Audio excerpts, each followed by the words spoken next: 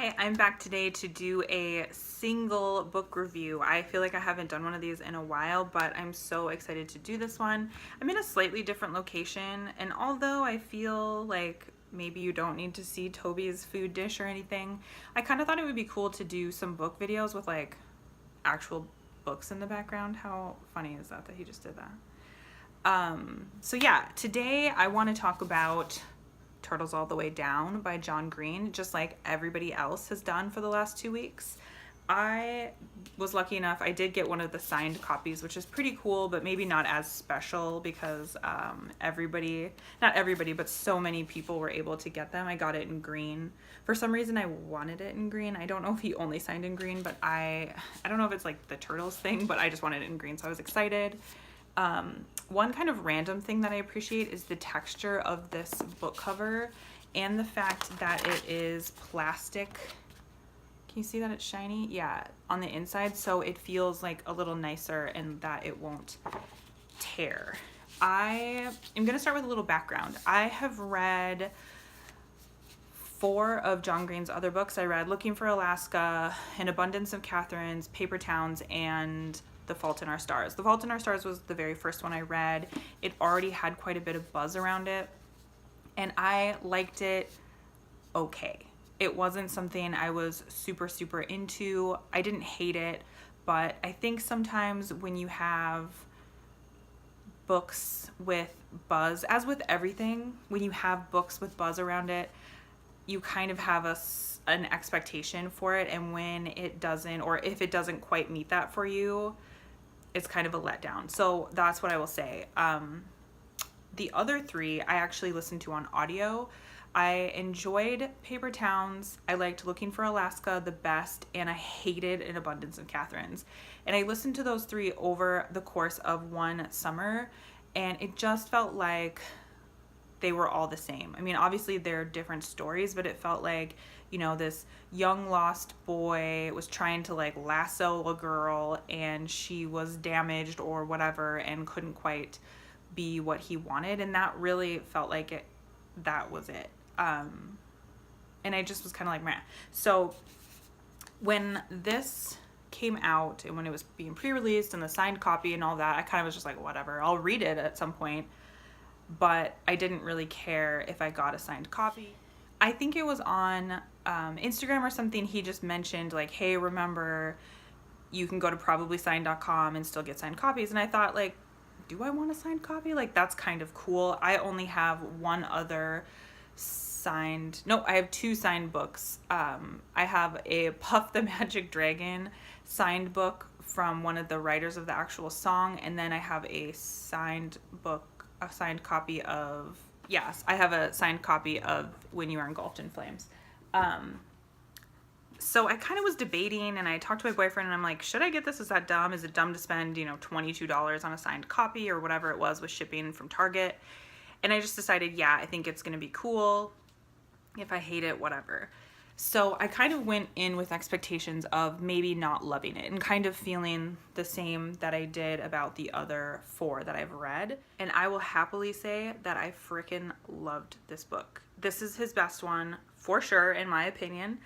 I think I loved the female protagonist. I was kind of wondering what that would be like to have your husband write books only from a teenage perspective, and then also 2 of his most famous ones being from the perspective of a female teenager. I was like kind of wondering what that would be like, or if you ever like think about that. But I just really love this. Asa is the main character, and it kind of, there's like a slight mystery to it, but the mystery isn't the main focus. There's a man in her town that goes missing, and she and her best friend kind of try to solve the mystery. But the main focus of this is actually Asa's battle with obsessive compulsive disorder.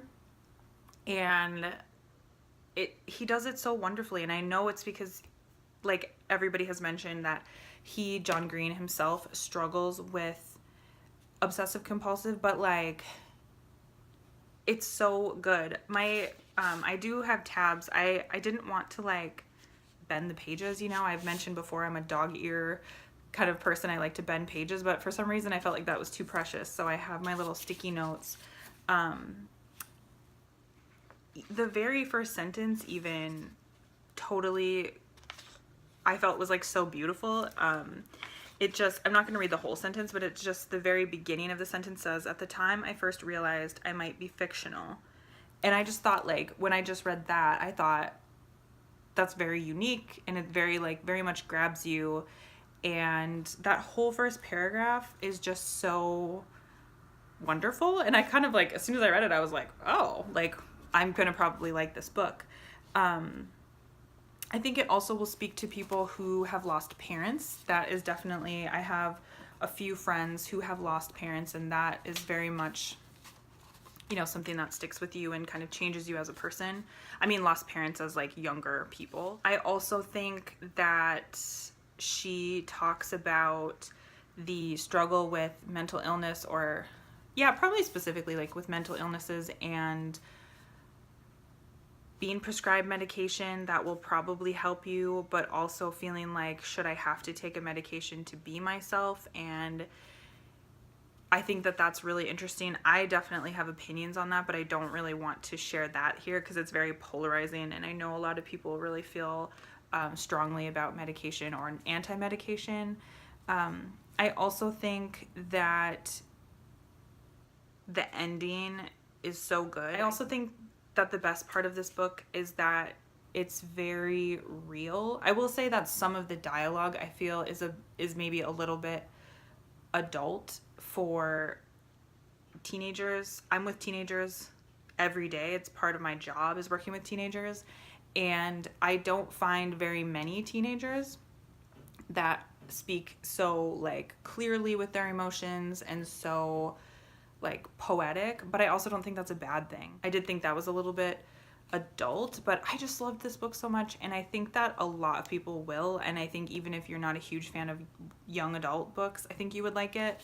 I don't even know if I have a favorite quote. I have marked a handful of things. I guess one that I think kind of sticks with the theme of the novel is on page 85.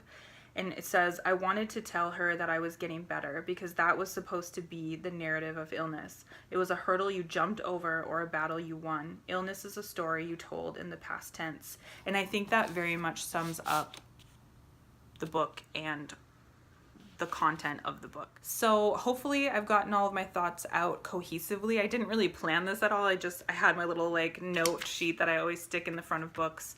But otherwise, I just wanted to sit down and talk, and I'm so excited that I loved this book, and I have been going through a book slump lately where I just don't really love any of the books, so this definitely got me over that, and hopefully things will keep going. If you read this / if you have read this, I would like to hear other people's opinions on whether they liked it or not, and whether they liked it compared to his other novels. I never feel like I hear people say like, John Green's books, not my favorite. I feel like everybody just loves them. So I always feel like I'm the only one that was kind of like, oh, I don't love them. But I think John Green is so great, and I think he's done so many great things for the world and for the internet that I just want to like his books. So I was so thankful that this was a book that I loved. So again, thank you for watching, and have a good day. I'll talk to you later.